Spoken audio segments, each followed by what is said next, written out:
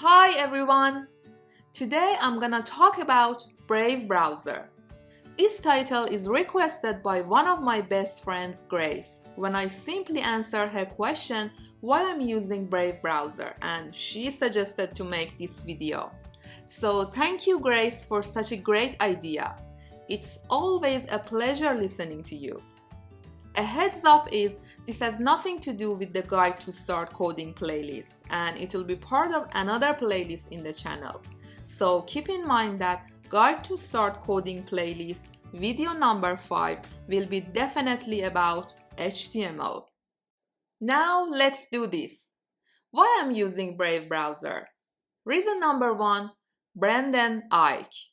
The name that proves the Brave browser is totally legit.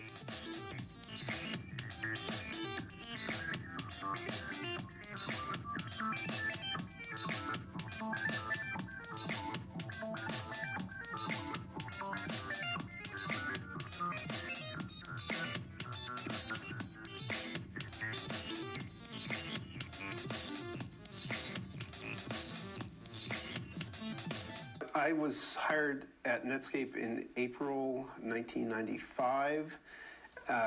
Netscape had already launched its 1.0 Mosaic killer. If you remember, Mosaic was the big, NCSA Mosaic was the big browser until Netscape took over. So when I came to Netscape, they'd been going for about a year. I actually had an option to go in at the beginning and I passed it up. But I went in time to do what I was tempted to do, which is a programming language for HTML for web designers and programmers to use embedded directly in the web page, not something that was like coming along at the time called Java, which was more of a professional's language where you would write real code with type declarations, and you'd have to write that code in a way that compiled. I was writing something, JavaScript, that could be used by people who didn't know what a compiler was. They were just going to load it. It was like BASIC. And that was really the pitch, that we would make two languages, not one, analogous to Microsoft's Visual Basic for C++, so JavaScript for Java. Bill Joy of Sun actually liked that idea and agreed with it, and he was the guy that signed the trademark license by which what I had created became JavaScript. The name is a total lie. It's not really related to Java so much as to a common ancestor, C, in syntax. And to the extent that we made it easy to use and something you could copy-paste program or start small from scripts and grow to programs, JavaScript has succeeded massively. It was also an incredible Rust job, so there were mistakes in it. Something that I think is important about it is that I knew there would be mistakes and there would be gaps, so I made it very malleable as a language. And that has enabled web developers to make it be what they want it to be, to project their own style of not just API, but almost language pattern on it, and create their own innovation networks, to use Eric von Hippel's phrase, or innovation toolkits on top of it. So it's not a language that tries to restrict you to one paradigm. It's a multi-paradigm language. Brendan Ike is an American programmer and technology executive. He is the creator of JavaScript programming language and co-founder of Mozilla, which created the Firefox browser. Ike is now the CEO of Brave Software, which has created the Brave browser. Each of these are the revolutionary technologies. I'll put the link of the interview in the description in case you'd like to watch the full conversation. JavaScript is one of the most widely used programming languages in the world. Firefox pioneered many browser ideas that we love today. And Brave is looking to revolutionize not only the browser, but content creation online, and the nature of the internet to make it fundamentally about respecting people's control over their data. Reason number 2, privacy and ads blocking. In 2016, the company released developer versions of its open source, Chromium-based and privacy-focused browser, which blocks all ads and trackers from every website by default. It also features built-in Tor-connected tabs. No ads and trackers means less visible or hidden stuff on every web page you visit, and that means faster page load. Brave can import bookmarks, extensions, even save password from your old browser quickly. In fact, It's the best of your old browser, only safer.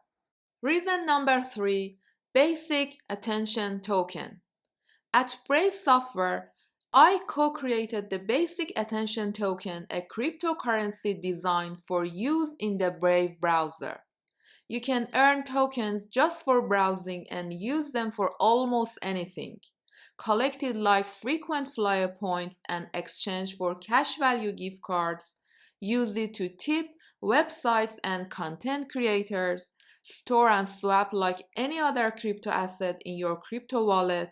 Saving and earning interest. Buy NFTs and more. Basic Attention Token or BAT is flexible, transferable, and so easy to use. As I said, the Brave browser rips out all the ads and trackers from every web page you visit. But they don't deny that ads have values in the online marketplace, so it gives you the choice to see Brave private ads. If you do, you get rewarded with basic attention tokens. If you don't, that's fine. You can ignore and close it.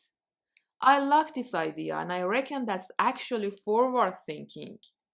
Brave ads can be a card in your Brave newsfeed, a background image on a new browser tab, or a small push notification. That's all.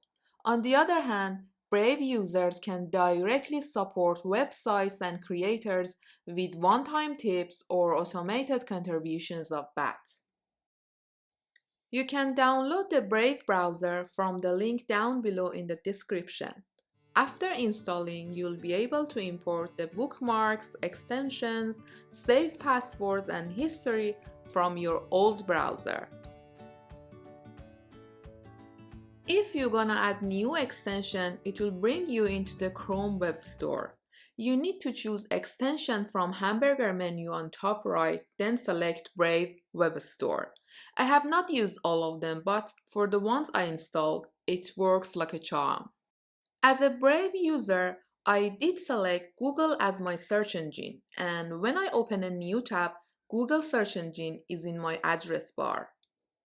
You can also sync all of your devices that are using Brave browser and manage what information you would like to sync between them. To earn tokens by viewing Brave ads, you need to enable Brave private ads. And then in Brave private ad settings, set maximum number of ads displayed per hour. To watch your balance and estimated earnings, click on Brave rewards icon in the address bar of your browser. There are 2 options to withdraw your BATs, so you should create an account and link it to your Brave profile to manage your digital assets. Now it's your time. Tell me in the comments, share with the rest of the community your experience using the Brave browser. Are you using it? If not, why are you not using it? And if you're using a different browser for a very good reason, share that with us as well. I'd love to hear your thoughts on this process.